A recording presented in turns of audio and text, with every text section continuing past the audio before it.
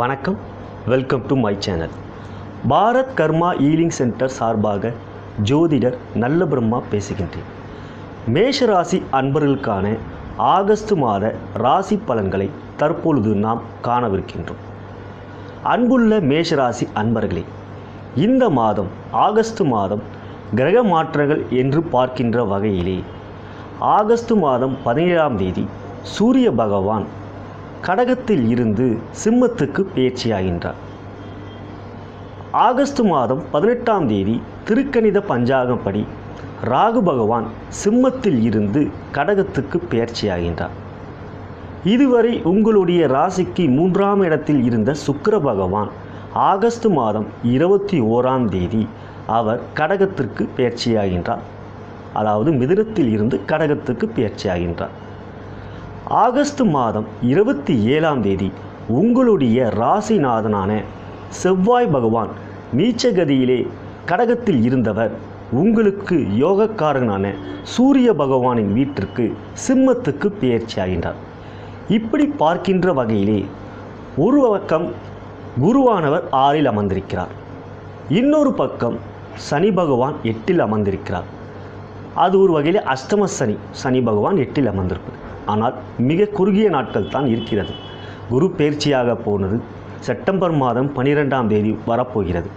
எனவே ஆகஸ்ட் மாதமே அதற்குரிய ஆயுத பணியிலே குரு பகவான் எடுத்து விடுவார். எப்படி என்றால், இன்னொரு இடத்துக்கு போகிறோம் என்றால் முன்னாலே பிளான் பண்ணுற மாதிரி குரு பகவான் கன்னியிலே இருப்பவர் துலாமுக்கு வரப்போகிறோம், எனவே அதற்குரிய ஆயுத பணியை நாம் எடுப்போம் என்று குரு பகவான் உங்களுக்கு யோகக்காரன குரு பகவான் உங்களுக்கு நற்பலன் தான் இந்த மாதம் கொடுக்கார். ஏனென்றால் அவர் தன்னுடைய 7ஆம் பார்வையாக அவருடைய சொந்த வீடான உங்களுடைய ராசிக்கு 12ஆம் இடமான மீனத்தை பார்ப்பதினால் உங்களுக்கு சுப விரயம் கொடுப்பார். பணம் இருந்தால் தானே விரயம் செய்ய முடியும். அந்த வகையிலே குருவால் உங்களுக்கு யோகம்தான் இந்த மாதம். ஆனால் ஒன்று பார்க்கின்ற வகையிலே மேஷ ராசியை பொறுத்தவரை 3, 6, 8 இப்படி விபரீத ராஜயோகம் கொண்டு சொல்லக்கூடிய இடங்களிலே 3 கிரகங்கள் இருக்கிறது. 3லே சுக்கிரன் இருக்கிறார், 6லே குரு இருக்கிறார், 8லே சனி இருக்கிறார். இப்படி துர்ஸ்தானங்கள் என்று கூறுவோம். 6, 8, 12, 3 போன்ற இடங்கள் எல்லாம் துர்ஸ்தானங்கள். இந்த இடத்திலே தொடர்ந்து கிரகங்கள் இருப்பது ஒரு வகையிலே விபரீத ராஜயோகம். 3, 6, 8லே கிரகங்கள் இருப்பதும் 12ஆம் இடத்தை குரு பார்ப்பதும், அப்படி 3, 4 அப்படின்னு உங்களுக்கு அந்த இடத்தை அவர் பார்ப்பதினால் இது விபரீத ராஜயோகம். அந்த வகையிலே இந்த மாதம் ஒரு நல்ல முறை உங்களுக்கு தொழில் ரீதியாகவும் உத்தியோக ரீதியாகவும் சில நல்ல பலன்கள் குருவால் உங்களுக்கு கிடைக்கும். இருந்தாலும் உங்களுடைய ராசிநாதன் 4ஆம் இடத்திலே நீச்சமாக இருப்பார். ஆனால் மாதத்தின் முற்பகுதியிலே, அதாவது ஆகஸ்ட் மாதம் 17ஆம் தேதி வரை அவர் சூரியனோடு சேர்ந்திருப்பதால் சூரியன் உங்களுக்கு யோகக்காரகர், 5க்குரியவர். அப்படி சூரியனோடு செவ்வாய் சேர்கின்ற பொழுது மிக மிக நல்ல பலன்கள் செய்யும். எனவே மாதத்தின் முற்பகுதியிலே மேஷராசி அன்பர்களுக்கு நல்ல பலன்கள் சூரியனால் கிடைக்கும். ஆனால் ஆடி மாதம் என்பது அம்மனுக்கு உகந்த மாதம். ஏனென்றால் சூரிய பகவான் சந்திரனுடைய வீட்டில் இருப்பது. சூரியன் என்றால் அது சிவன், சந்திரன் என்றால் அது சக்தி பார்வதி. இப்படி சக்தியோடைய வீட்டிலே சூரியன் அமர்கின்ற நாட்கள் தான் ஆடி மாதம். அதனால்தான் அது அம்மனுக்கு உகுந்த மாதம். அப்படி பார்க்கின்ற வகையிலே சூரியன் மற்றும் செவ்வாயோடைய சேர்க்கையானது இந்த மாதம் உங்களுக்கு முற்பகுதியில் நல்ல பலன்கள் கொடுக்கும். ஆகஸ்ட் மாதம் 17ஆம் தேதிக்கு பிறகு சூரியன் தன்னுடைய சொந்த வீடான சிம்மத்துக்கு பெயர்ச்சியாகிறார். இது மிக பலமான ஒரு அமைப்பாகும். உங்களுடைய ராசிக்கு 5ஆம் இடத்திலே வருகின்ற சூரியன் மிக மிக பெரிய வெற்றிகளை உங்களுக்கு கொடுப்பார்.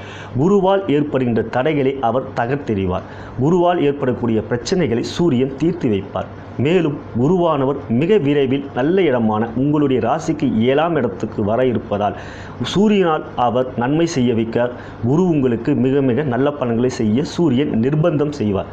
அதனால் ஆகஸ்ட் மாதம் 17ஆம் தேதிக்கு பிறகு நீங்கள் எந்த முயற்சி செய்தாலும் அது உங்களுக்கு மிகப்பெரிய வெற்றியை கொடுக்கும். சூரியன் மிக மிக பலமாக ஆட்சியாக இருக்கிறார்.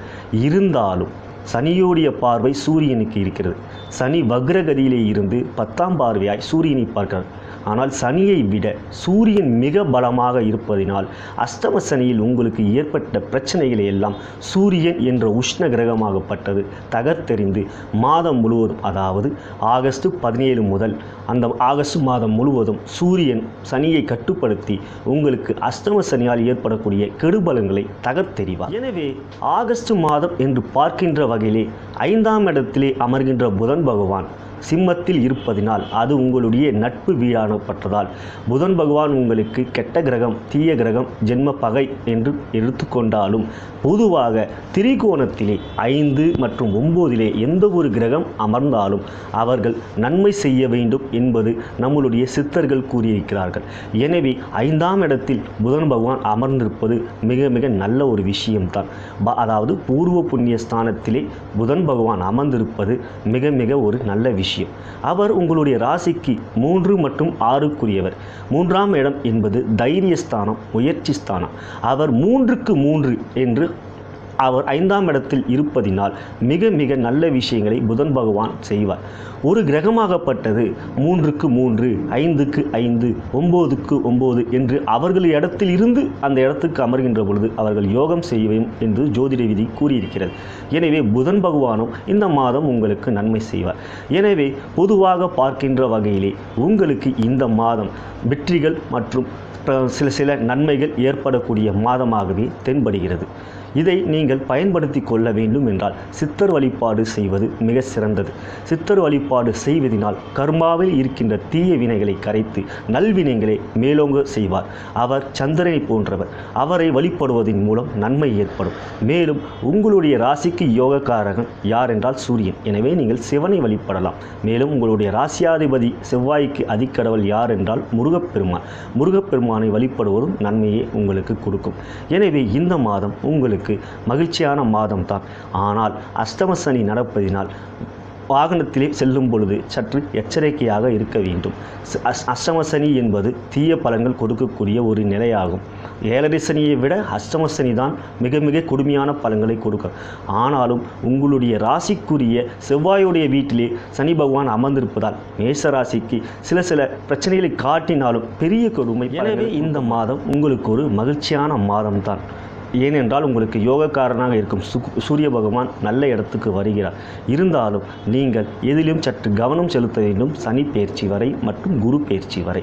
இவ்வாறு இருக்கின்ற நிலையிலே இனி நாம் துறை ரீதியாக ஒவ்வொரு துறைக்கு எப்படி இருக்கிறது இந்த ஆகஸ்ட் மாதம் என்று மேஷராசி அன்பர்களுக்கு காணலாம். முதலில் நாம் உத்தியோகஸ்தருக்கான பலன்களை காணவிருக்கிறோம். உத்தியோகஸ்தர்கள் நண்பர்களே, உங்களுடைய ஜீவனஸ்தானாதிபதி அன்று சனி இருக்கிறார். அவர் 8ஆம் இடத்தில் இருந்து 3ஆம் பார்வையாக அவருடைய சொந்த வீடை பார்க்கிறார். இது ஒரு வகையிலே உங்களுடைய ஜீவனத்திற்கு, உங்களுடைய உத்தியோகத்திற்கு சற்று நன்மைதான். இருந்தாலும் அவர் அஷ்டம சனி என்பதனால் அதற்குரிய கெடுபலன்களை கொடுக்க வேண்டும் என்பதால் சிறு பிரச்சனைகளை கொடுப்பார். இருந்தாலும் நீங்கள் எவற்றிலும் சற்று எச்சரிக்கையாக வார்த்தைகளை கவனமாக எடுத்துப்பால் நீங்கள் அந்த பிரச்சனைகளை தவிர்த்து விடலாம். இருந்தாலும் மாதம் முழுவதும் ஆகஸ்ட் மாதம் 27ஆம் தேதி வரை உங்களுடைய ராசியாதிபதியான செவ்வாய் பகவான் தன்னுடைய 7ஆம் பார்வையாக உங்களுடைய ராசிக்கு 10ஆம் இடத்தை பார்க்கிறார். தன்னுடைய 8ஆம் பார்வையாக உங்களுடைய ராசிக்கு லாபஸ்தானத்தை பார்க்கிறார்.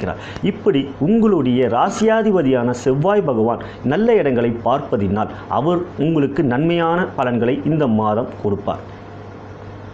வியாபாரி அன்பர்களே, மாதம் முழுவதும் செவ்வாய் பகவானுடைய பார்வை ஆகஸ்ட் 27 வரை உங்களுடைய ஜீவனஸ்தானமான 10ஆம் இடத்தை, அதுதான் தொழில் ஸ்தானம், வியாபார ஸ்தானம், அந்த இடத்தை செவ்வாய் பார்ப்பதினால் அவர் நீச்சகதியில் இருந்தாலும் சில நாட்கள் அவர் தனுசிலே இருப்பார் மற்றும் மகரத்திலே உச்சமாக நவாம்சத்திலே இருப்பார். அதாவது தனுசிலையும் மகரத்திலையும் நவாம்ச ரீதியாக அவர் இருக்கின்ற நாட்களிலே உங்களுக்கு நன்மையான பலன்கள் கொடுப்பார்.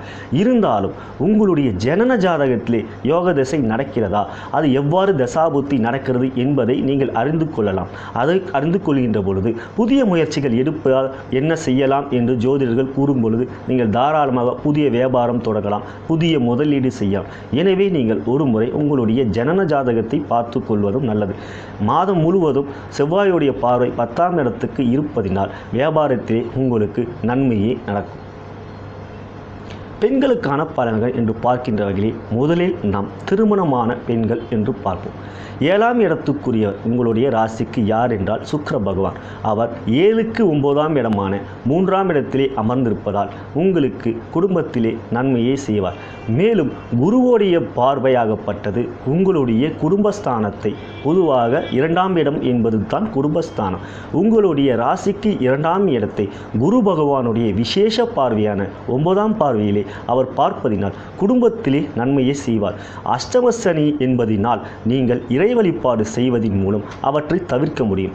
ஆஞ்சநேயரை வழிபடுவது, கணபதியை வழிபடுவது என்பதை நீங்கள் முறையாக கடைபிடித்தீர்களால், சித்தர்களை வழிபடுவதையும் நீங்கள் முறையாக கடைபிடித்தால் நன்மைகளை செய்வார் சனி பகவான். எனவே அஷ்டம சனியின் தாக்கத்தை குறைக்க நீங்கள் இறை வழிபாடு செய்வதே நல்லது. திருமணம் ஆகாத பெண்கள் என்று பார்க்கின்ற பொழுது குருபலம் இல்லையே என்று கவலைப்பட வேண்டாம். மிக விரைவிலே செப்டம்பர் 12 குரு பகவான் குருபலமோட 7ஆம் இடத்துக்கு வருகிறார். எனவே இப்பொழுதே அதற்குரிய நீங்கள் முயற்சியை துவங்கலாம். ஏனென்றால் இப்பொழுதே நீங்கள் துவங்கினால்தான். ஆனால் மாதத்தின் முற்பகுதியிலே ஆடி மாதம், பொதுவாக ஆடி மாதத்தில் யாரும் இந்த மாதிரியான விஷயங்களே அக்கறை காட்ட மாட்டார். எனவே ஆடி முடிந்ததும் உங்களுடைய ராசிக்கு யோகக்காரனான சூரிய பகவான் ஆட்சியாக அமர்வதினால் மாதத்தின் பிற்பகுதியிலே ஆகஸ்ட் 17 முதல் இதற்கான முயற்சிகள் துவங்கினீர்கள் என்றால் குருபலன் வருகின்ற பொழுது அதை நீங்கள் சரியாக பயன்படுத்தி கொள்ள முடியும். மாணவ அன்பர்கள் என்று பார்க்கின்ற பொழுது மாதத்தின் முழுவதும் உங்களுக்கு வித்தைக்காரகனான புதன் பகவான் 5ஆம் இடத்திலே அமர்ந்திருப்பதால் படிப்பிலே அஷ்டம சனியால் ஏற்பட்ட மந்த நிலை கலையும். புதன் பகவான் ராகுவோடு சேர்ந்திருந்தாலும் ஆகஸ்ட் 18 முதல் ராகு விலகி விடுகிறார். எனவே புதன் பகவான் 5ஆம் இடத்தில் அமர்ந்தால் பொதுவாகவே கல்வியில் சிறந்து விளங்குவார்கள். எனவே 5ஆம் இடத்தில் அமர்ந்திருக்கிற புதன் பகவான் உங்களுக்கு நன்மையை செய்வார். மேலும் ராசிக்கு யோகக்காரனான சூரியனோடு சேர்ந்து புதன் ஆதித்ய யோகம் வருவதால், புதன் மற்றும் ஆதித்யா என்றால் அது சூரியன், இதை புதன் ஆதித்ய யோகம் என்பது ஒரு மிக சிறந்த யோகம். அந்த யோகம் மாதத்தின் பிற்பகுதியிலே ஆகஸ்ட் 17 முதல் ஏற்படுவதனால் உங்களுக்கு ஏற்பட்ட பிரச்சனைகள் எல்லாம் எளிதில் தீர்த்து விடுவீர்கள். எனவே இந்த மாதம் உங்களுக்கு படிப்பிலே நல்ல முன்னேற்றம் ஏற்படக்கூடிய ஐடி துறையை சேர்ந்த மேஷராசி அன்பர்களே, அஷ்டம சனியின் தாக்கத்தினால் உங்களுடைய உத்தியோகத்திலே சிறு சிறு பிரச்சனைகளை சந்தித்து வந்த நீங்கள் உங்களுடைய ராசியாதிபதியான செவ்வாய் பகவான் மாதம் முழுவதும் உங்களுடைய ராசிக்கு 10ஆம் இடத்தை பார்ப்பதினால் உத்தியோகத்திலே ஏற்பட்ட சிறு சிறு பிரச்சனைகள் அகலும். உங்களுக்கு இந்த மாதம் ஒரு மகிழ்ச்சியான செய்தி கிடைக்கக்கூடிய ஒரு நிலை தென்படுகிறது. இருந்தாலும் உங்களுடைய ஜனன ஜாதகத்தில் யோக திசை நடக்கிறது என்றால் அவை கண்டிப்பாக இந்த மாதம் கிடைக்கும். உங்களுடைய தசா புத்தி அந்திரமாகப்பட்டது எவ்வாறு இருக்கிறது என்பதை காணுங்கள். குரு புத்தியாகப்பட்டது நடந்தாலோ சூரிய புத்தியாகப்பட்டது உங்களுக்கு நடந்தாலோ நிச்சயமாக நீங்கள் எதிர்பார்க்கின்ற ஒரு மகிழ்ச்சியான செய்தி செவ்வாய் பகவானால் இந்த மாதம் உங்களுக்கு கிடைக்கும். எனவே ஒரு முறை உங்களுடைய ஜனன ஜாதகத்தை பார்த்து கொண்டால் கோச்சார ரீதியாகவும் உங்களுடைய ஜனன ஜாதக ரீதியாகவும் பலன்கள் இரட்டிப்பாக கிடைக்கக்கூடிய ஒரு நிலையை உங்களால் ஏற்படுத்தி கொள்ள முடியும். கலைத்துறையை சேர்ந்த மேஷராசி அன்பர்களே, சுக்கிர பகவான் கலைக்காரகன். இந்த சுக்கிர பகவான் உங்களுடைய ராசிக்கு 3ஆம் இடத்திலே முயற்சி ஸ்தானத்திலே இருப்பதினால் நீங்கள் முயற்சிக்கின்ற செயலாகப்பட்டது சுக்கிர பகவானின் அருளினால் இந்த மாதம் உங்களுக்கு கிடைக்கும். மேலும் குரு பகவான் மிக விரைவில் குரு பெயர்ச்சியிலே உங்களுக்கு நல்ல இடத்துக்கு வரவிருப்பதினாலும் ஆகஸ்ட் 18 முதல் 4ஆம் இடத்துக்கு ராகு பகவான் வரவிருப்பதினாலும் 10லே அமர்கின்ற கேது பகவான் மிக மிக நல்ல முயற்சியும் வெற்றியையும் உங்களுக்கு கொடுப்பார். ராகு கேது பெயர்ச்சிக்கு பிறகு உங்களுக்கு இந்த மாதம் மிக மிக வெற்றிகரமான மாதமாக இருக்கும்.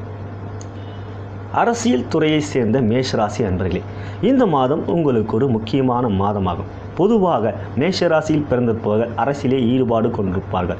பரணி நட்சத்திரத்தில் பிறந்திருப்பவர்கள் பொதுவாக பரணி தரணி ஆளும் என்று ஒரு பழமொழியே இருக்கிறது. எனவே பரணி நட்சத்திரம் மற்றும் கிருத்திகை நட்சத்திரம் என்பதும் ஒரு சிறந்த நட்சத்திரம், சூரியனோட நட்சத்திரம். எனவே இந்த நட்சத்திரம் என்பது அரசியலுக்கு உகந்த நட்சத்திரமாகும். சூரியன் தான் ராஜா, நவகிரகங்களிலே அவன்தான் நாயகன். அப்படிப்பட்ட சூரியனோட நட்சத்திரத்திலே பிறந்திருந்தாலும் உங்களுக்கு இந்த மாதம் மிக மிக வெற்றியை கொடுக்கக்கூடிய மாதமாகும். ஏனென்றால் ஆகஸ்ட் 17 முதல் சூரியன் ஆட்சியாக வரவிருப்பதனால் மிக மிக நல்ல ஒரு முன்னேற்றத்தை உங்களுடைய அரசியலை நீங்கள் காண்பீர்கள். எதிர்பார்க்கின்ற பதவி பட்டங்கள் எல்லாம் உங்களுக்கு இந்த மாதம் கிடைக்கக்கூடிய ஒரு நிலை தென்படுகிறது. இதுவரை நான் கூறியது கோச்சார பலன்கள். கோச்சார பலன் என்பது பொது பலன். அஸ்வினி, பரணி, கிருத்திகை போன்ற நட்சத்திரங்களை பிறந்தவர்களுக்கு அதன் தசையிலே எவ்வாறு இருக்கிறது என்பது அவர்களுடைய ஜனன ஜாதகத்தை வைத்துத்தான் தெரிந்து கொள்ள முடியும். குறிப்பாக அஸ்வினியிலே பிறந்திருந்தால் செவ்வாய் தசையோ இல்லை சூரிய தசையோ உங்களுக்கு நடக்கும். மத்தியம வயதிலே அவை மிக சிறந்த தசையாகும். ஏனென்றால் உங்களுடைய ராசியாதிபதி செவ்வாய், மேலும் உங்களுக்கு யோகக்காரகன் சூரியன். எனவே சூரிய தசை செவ்வாய் தசை ஆகப்பட்டது உங்களுக்கு அஸ்வினிலே பிறந்திருந்தாலும் பரணியிலே பிறந்திருந்தாலும் மிக விரைவிலே வரும்.